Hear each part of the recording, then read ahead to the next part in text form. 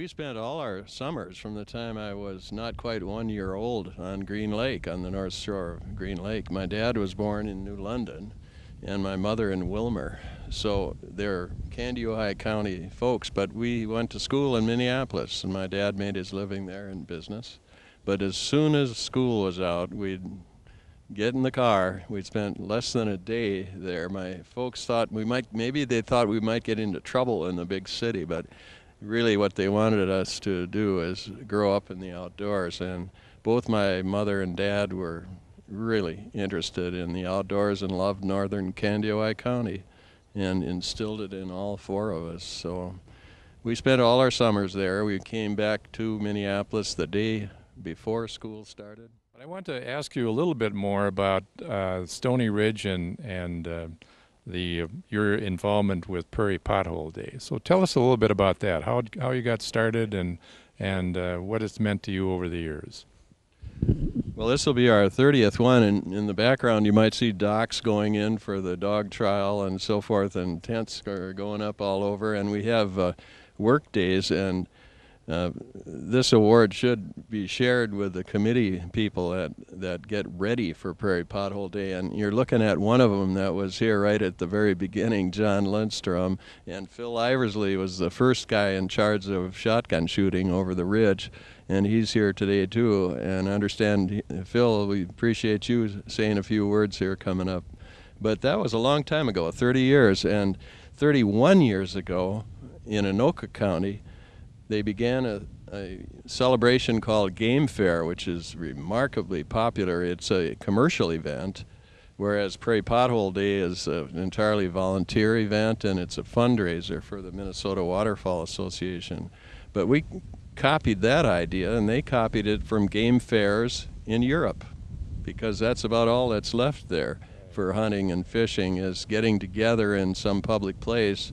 And sometimes people really can't even hunt over there because they can't afford it and so forth. So Game Fair is from Europe and then via Anoka County. And here somebody said, well, it must be all about duck hunting, but it isn't. About half of the people that come here to the farm are kids, and all of the kids' events are free, including climbing wall and archery and baby gun, and then we have an environmental learning tent where there are turtles and frogs and snakes that they wrap around their neck and so forth. So this has developed into a family situation, and sure, we have shooting over the ridge there, which is an important part of the fundraising, shotgun events with sporting clays and clay pigeons, and we have an archery course back in the woods, 3D course for hunting folks.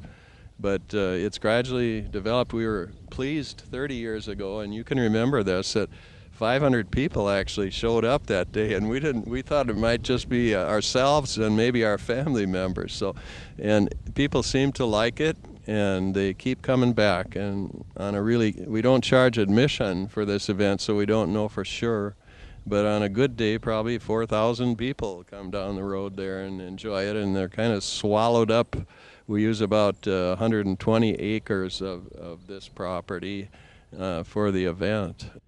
Well, what I really like to do is teach students, and especially, for instance, on the open house day out at Prairie Woods Environmental Learning Center, it used to be even a 3-day event where all the 6th graders in the area would come out there, and then they would come and have wood duck as part of it. We teach from the wood duck boxes, of course, and then they would go to forestry, soils, recycling, and they'd go through all the different courses for 45 minutes each.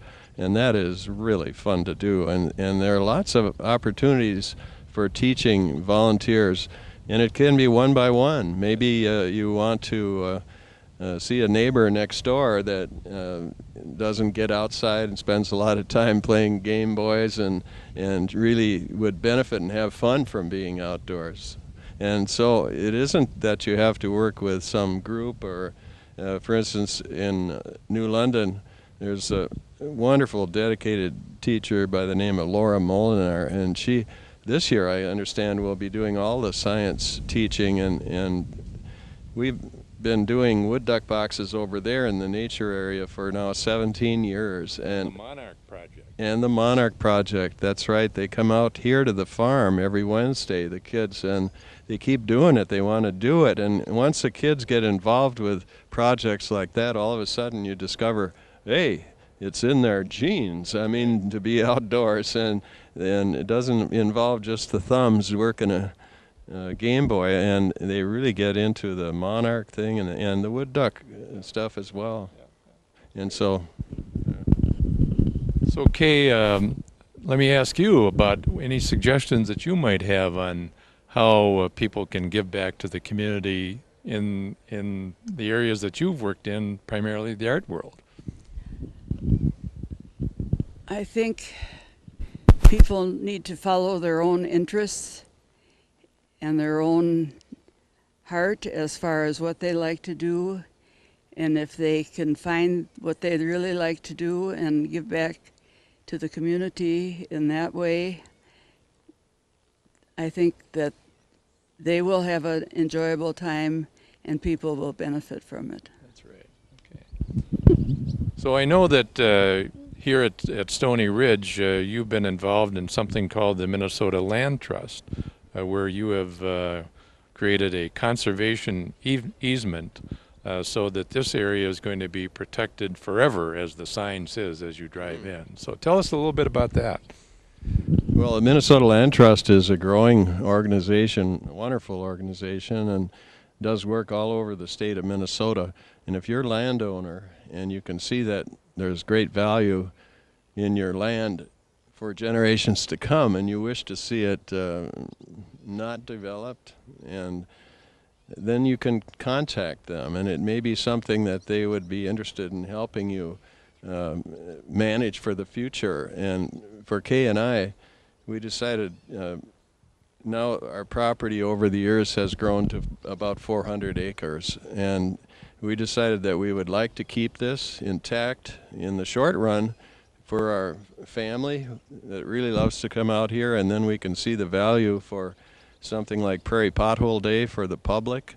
So we worked with them, and in the plan, in the contract, Prairie Pothole Day, for instance, can continue on as long as volunteers want to hold fundraisers out here for a worthy cause like the Minnesota Waterfowl Association and wetland restoration, and it can go on and on.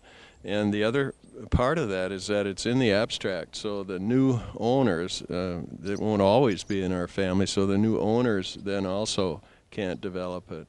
Okay. We were joking about it because we have an old cabin since the 1950s over on one of the small lakes on this property, Stony Lake, and they suggested we should put something in there about how it perhaps could be enlarged, but they suggested only 20%, and so that's what it is. And I thought, well, how about there's only 3 buildings. The woodshed, I suppose that could be enlarged, and the outhouse, but I don't think we need a larger outhouse. So you don't think there'll be a high-rise over there? No, there will not. Yeah, okay. Well, I just want to say congratulations once again to both Kay and Roger for being so generous to our community, and congratulations on receiving the 2012 Award in Philanthropy from the Willmar Area Community Foundation.